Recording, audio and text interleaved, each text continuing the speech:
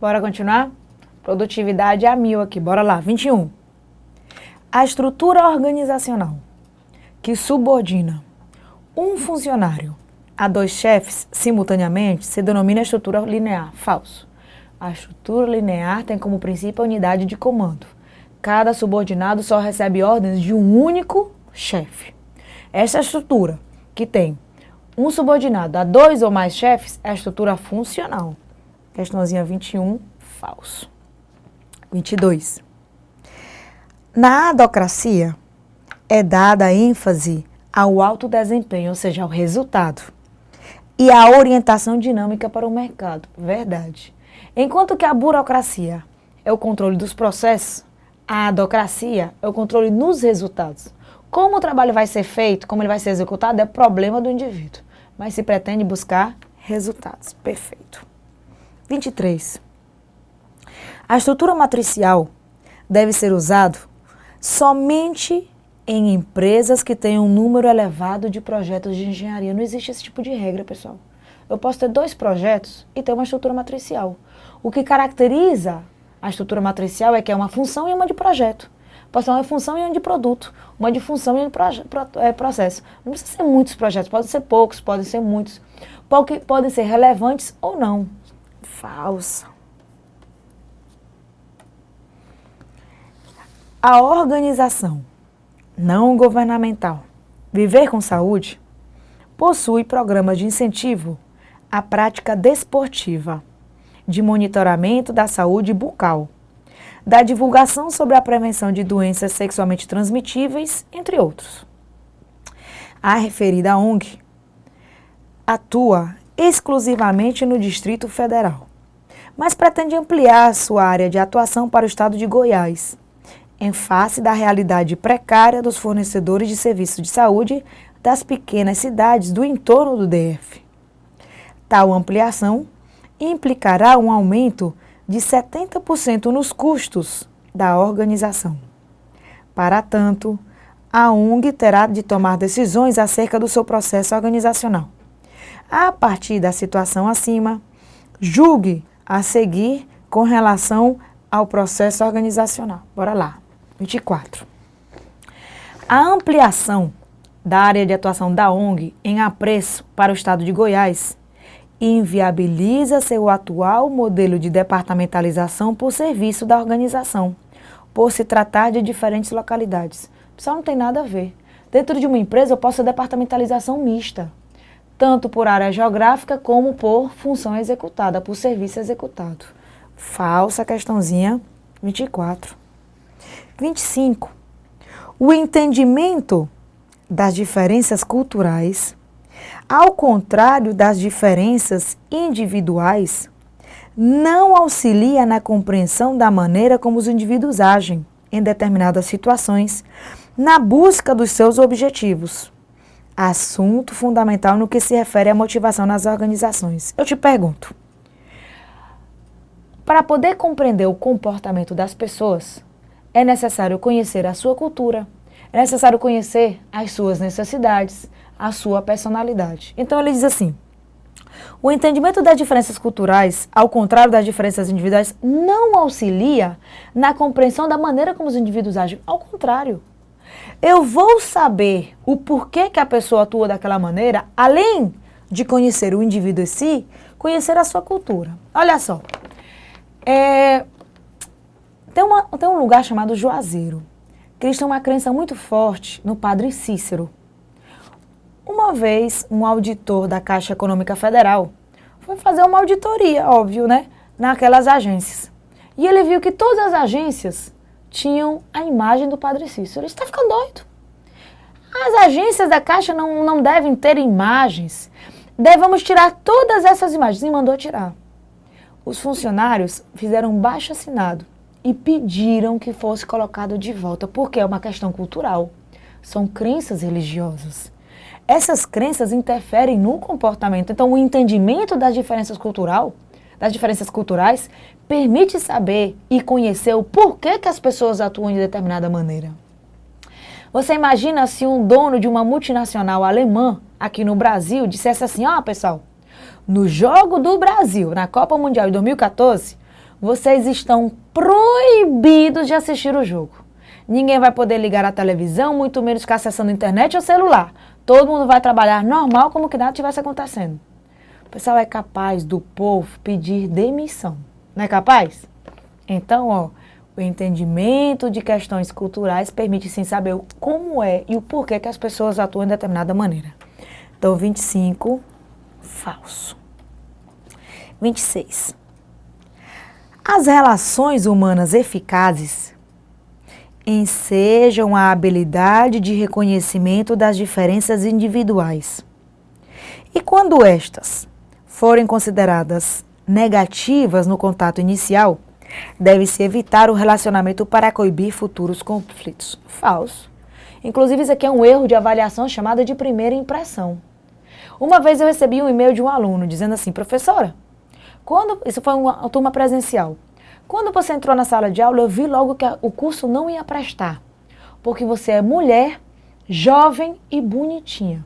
Mas ainda bem que quebrei a cara e você dá uma aula legal. Você concorda que ele julgou pela capa? Aí eu respondi, claro, né? Estimado fulano, eu não sabia que para ser uma boa professora precisa ser homem, para ser um bom professor precisa ser homem, velho e feio. Então você imagina essa pessoa, ele inclusive colocou no e-mail: eu quase me levanto e vou embora, mas eu lhe dei uma segunda oportunidade. Você concorda que evitar contatos posteriores, porque eu tive uma impressão errada, é um preconceito? É uma ideia preconcebida, errada, que pode ser um obstáculo para uma boa relação interpessoal? Então, ó, falso. Opa. Falso, né? Muito bem. 27. Acerca dos temas de motivação e liderança, julgue os itens subsequentes. Considere a seguinte situação hipotética.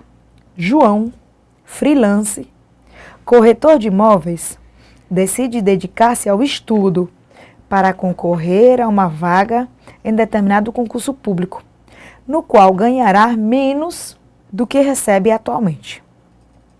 Nessa situação, segundo a teoria da hierarquia das necessidades de Maslow, a necessidade primária que João está buscando satisfazer é a status ou social. Primeiro, que a necessidade de status é a de estima. E a social, nem a de estima nem a social são primárias, são secundárias. Na verdade, a necessidade primária que ele está tentando satisfazer aqui é a necessidade de segurança. Então, a questãozinha 27, falsa. 28. Para a teoria da hierarquia das necessidades de Maslow, a necessidade mais elevada é a de autorrealização. Perfeita, né? 29.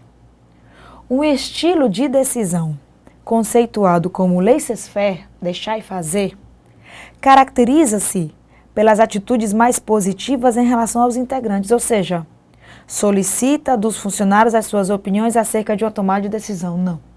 O estilo de decisão baseado na laissez-faire dá liberdade total, não solicita nada.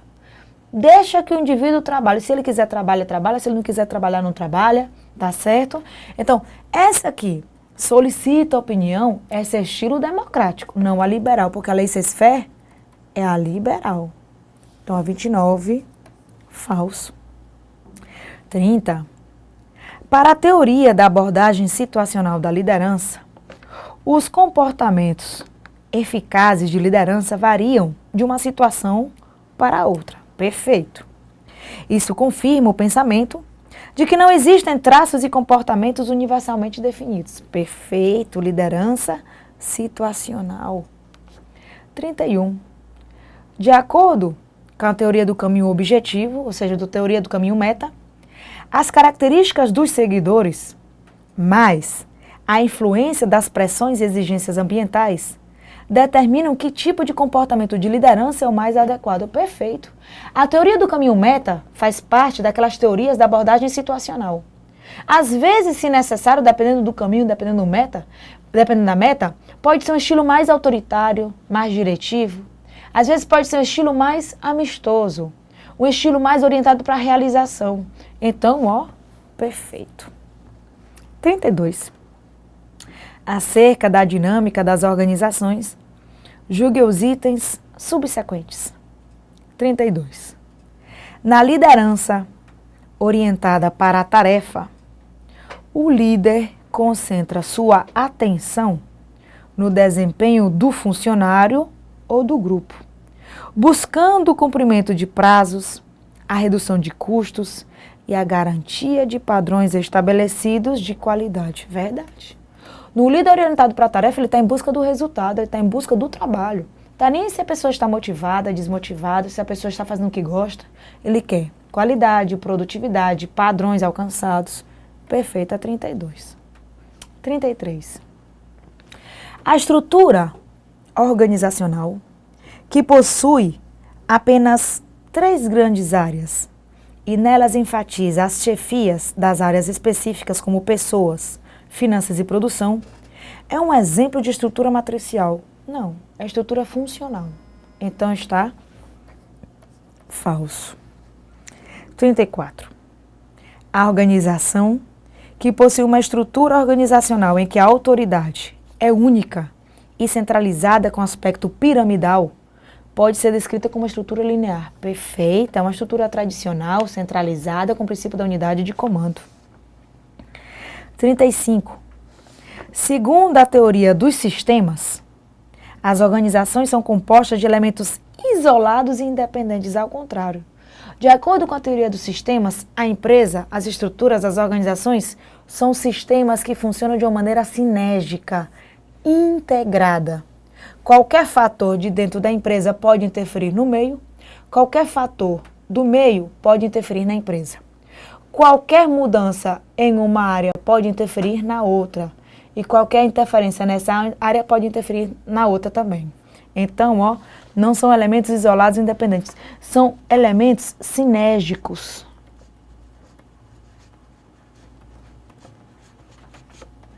Integrados. Interdependentes, ou seja, que um interdependentes. Que um é dependente do outro. Falso. 35. O sistema. 36. O sistema social formado por uma organização interage com seu ambiente externo por meio de recebimento de insumos e do fornecimento de produtos e serviços. Verdade. O sistema social é formado justamente por recebimento de matéria-prima, passa por um processo de transformação e vamos ter uma saída de produtos e serviços. Perfeito. 37.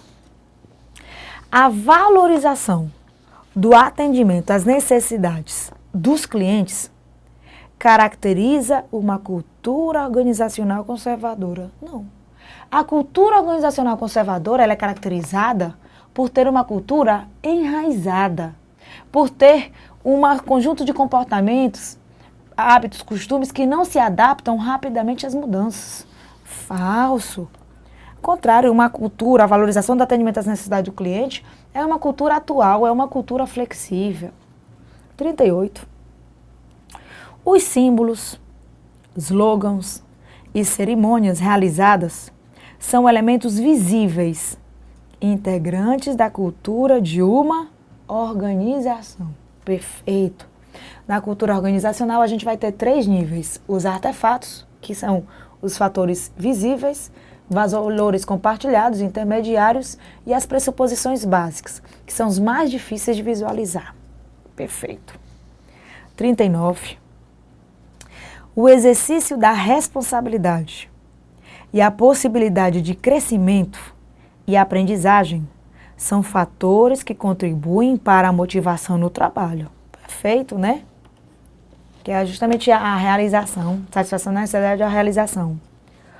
O líder autocrático incentiva a participação dos liderados nas decisões, em ações orientadas para as pessoas. Falso, isso aqui vai ser o líder democrático.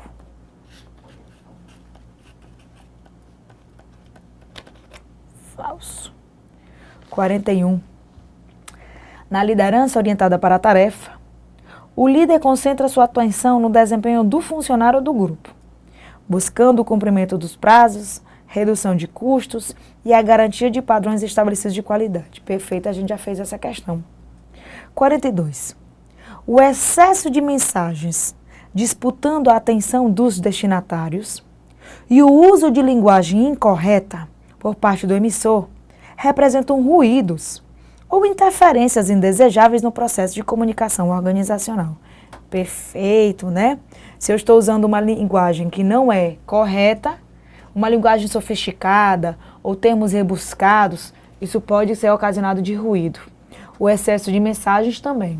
Muito bem. 43. Em uma decisão compartilhada, o gerente transfere totalmente o processo decisório para os demais membros da equipe. Se é compartilhada, então a transferência não é total. A gente vai ter uma responsabilização compartilhada e não transferência total. Falso. 44. Nas decisões delegadas, a pessoa ou grupo assume plena responsabilidade pela decisão, sendo necessário possuir informação, maturidade e qualificação adequada para decidir da melhor forma possível. Verdade. O ato de delegar é onde eu vou transferir autoridade, responsabilidade, funções. Só que o indivíduo tem que estar apto a ter essas funções. Perfeito. 45. A descentralização representa a localização da autoridade responsável pela decisão mais próxima dos níveis organizacionais mais altos. Falso, né, pessoal? A descentralização, ela vai procurar dar mais a responsável pela decisão mais próxima dos níveis organizacionais mais baixos ou dos níveis inferiores. Falso. O feedback constitui importante elemento no processo de comunicação intergrupal, que é o feedback, o retorno, né? E é caracterizado pelo envio de uma nova mensagem pelo mesmo emissor da primeira. Isso aqui é uma questão. Vamos colocar aqui 45.1, tá? Que é uma questão que, infelizmente, tá como se não fosse. Então, olha só. O feedback constitui importante elemento no processo de comunicação intergrupal. Verdade. E é caracterizado pelo envio de uma nova mensagem pelo mesmo emissor da primeira. Não. A gente vai ter aqui o emissor. Espera aí.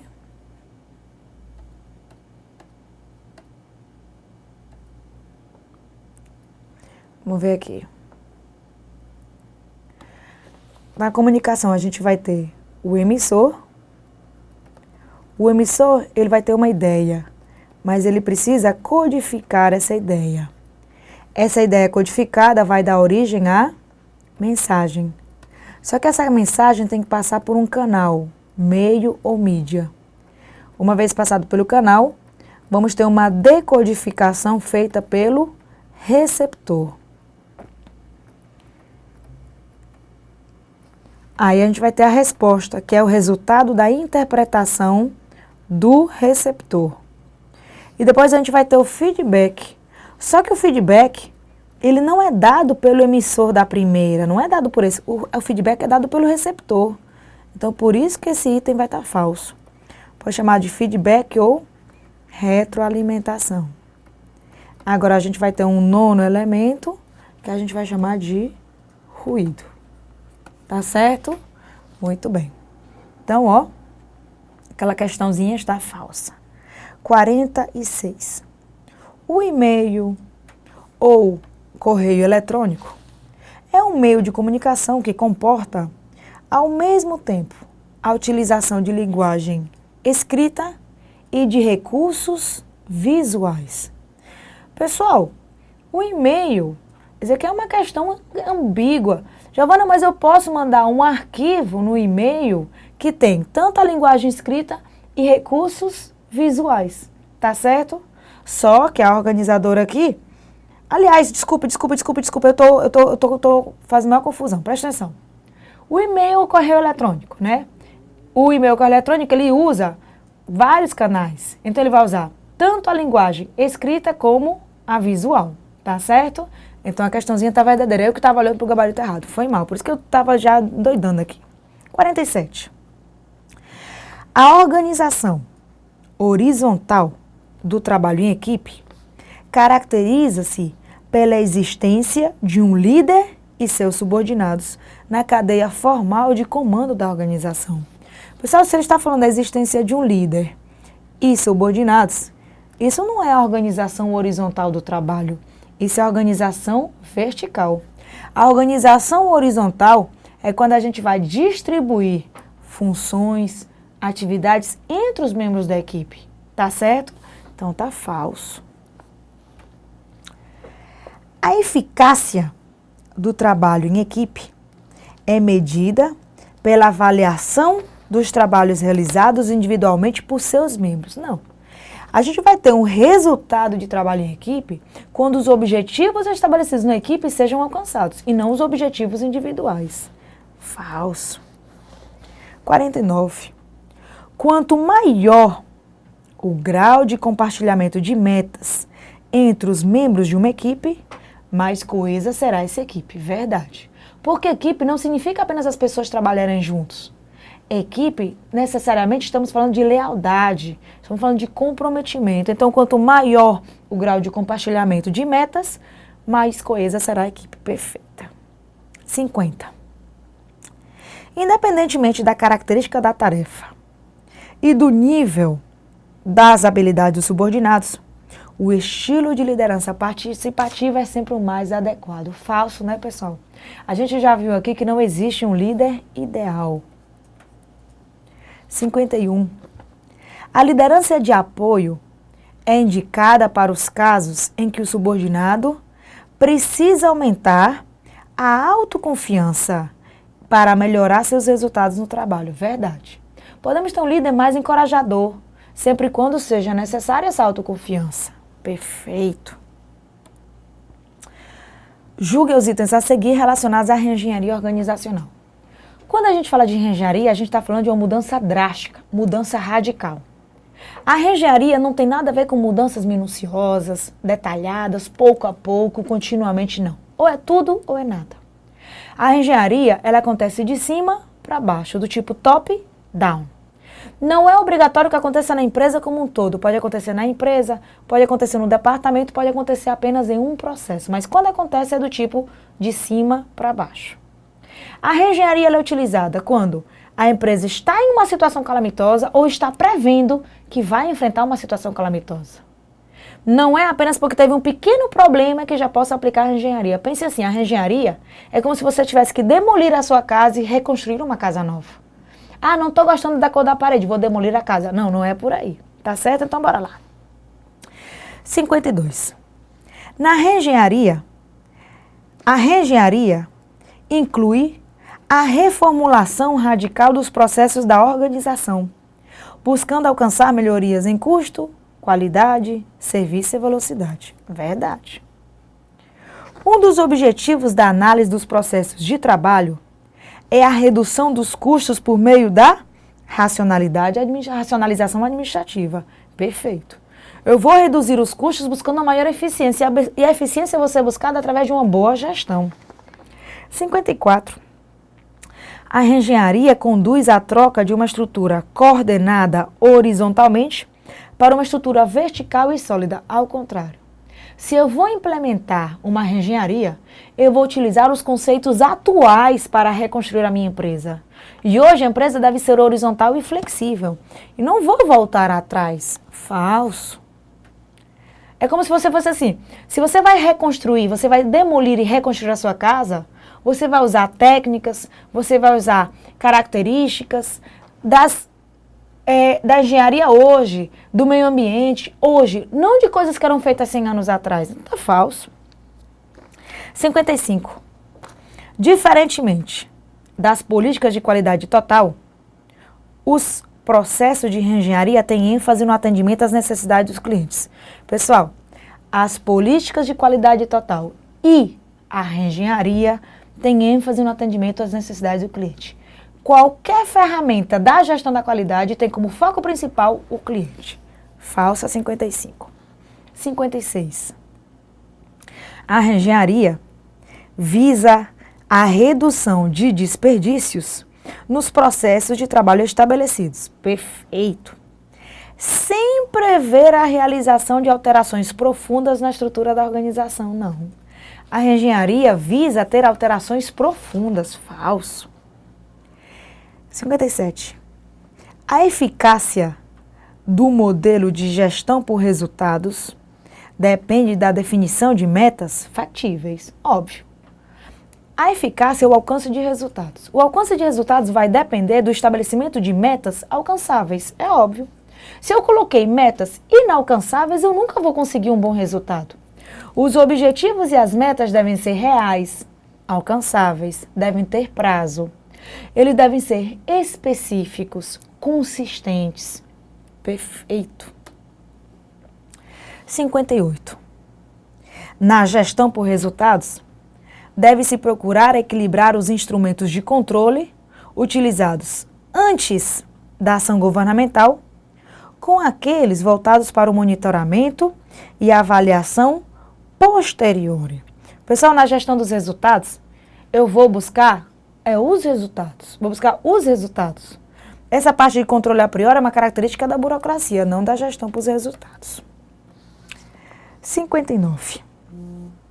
Ao adotar a gestão por resultados, o dirigente de uma organização deve sempre focar suas prioridades pessoais e desenvolver a seguinte sequência de ações: planejamento, controle e ação. Tá falso. Eu devo focar os objetivos do cidadão na gestão dos resultados. E a sequência deve ser planejamento, organização, ação, que é a direção, e o controle por último. Falsa 59. 60. Na gestão por resultados, desenvolvem-se ações contrárias às consideradas necessárias ao atendimento das demandas de accountability. Ao contrário. A accountability é o processo de responsabilização do servidor público perante a sociedade. Então, ele tem que ir em busca de melhores resultados, de uma eficácia maior. Falsa questãozinha 60. Questãozinha 61. Cultura organizacional é constituída, entre outros aspectos, por normas informais e não escritas existentes na organização. Perfeita. A cultura organizacional não é vislumbrada efetivamente nas normas formais. Se você ler a Constituição, você consegue ver a cultura que acontece dentro das empresas? Não.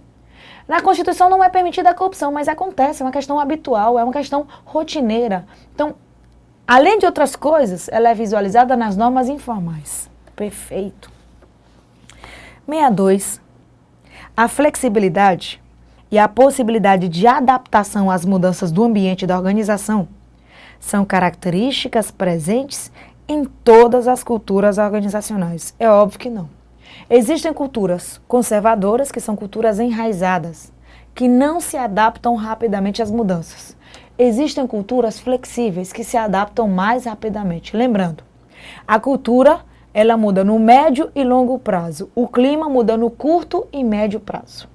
A gente vai ter a cultura, como às vezes a gente pode ter dentro de uma mesma empresa várias subculturas. E não necessariamente é necessária a existência de uma cultura. Uma empresa que foi inaugurada hoje, ela ainda não tem um conjunto de valores, princípios construídos.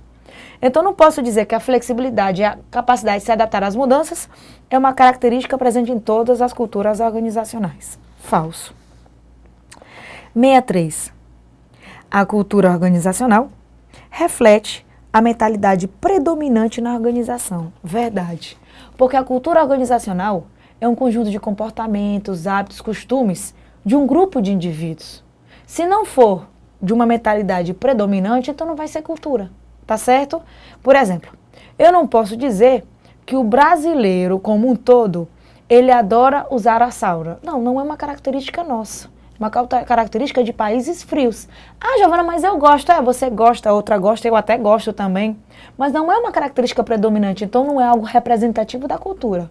Para ser cultura, precisa ser representativo. Tá claro? Muito bem. Por enquanto a gente fica por aqui. Na próxima aula, a gente tem mais coisa. Um abração a todos e até lá.